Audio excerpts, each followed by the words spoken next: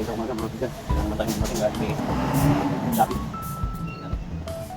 Tingin ko yung baglight. High beam pala.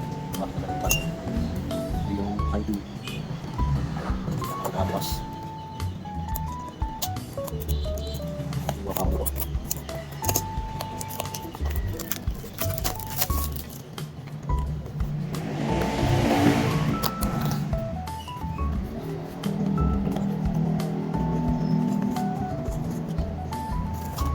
Gloves try natin tabi para matisin natin manual. Napapagin tayo naman ito, so try natin kung kaya natin gawin.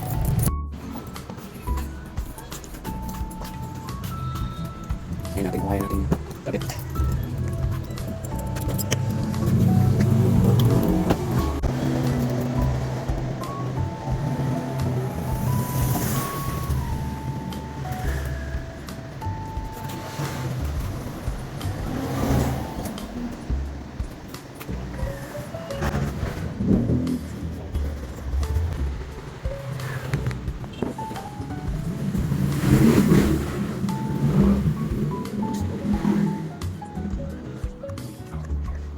Bali guys, pag tanggal pala nung stock valve, i-twist nyo lang yan pakaliwa, dahan-dahan.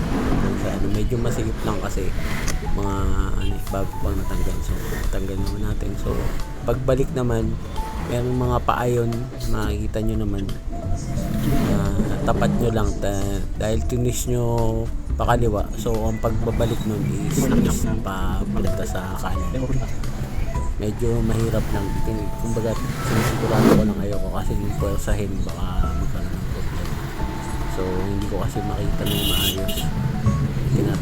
Sinisipat ko na lang dun sa kasi ang problema, lalaki ng daliri mo.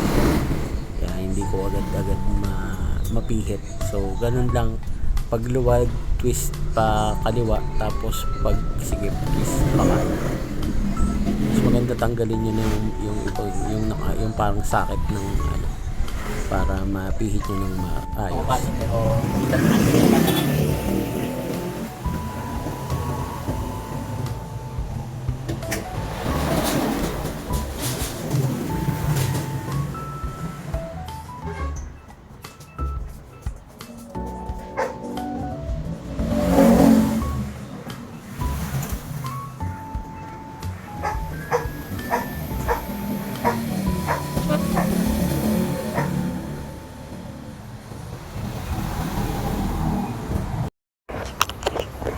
Grabe guys, ang linaw, ang lakas. Okay, naigabit naman natin na. Medyo nahirapan lang tayo kasi lalaki ng daliri natin, tapos nasugatan pa tayo kahapon. Pero naigabit naman natin ng maayos.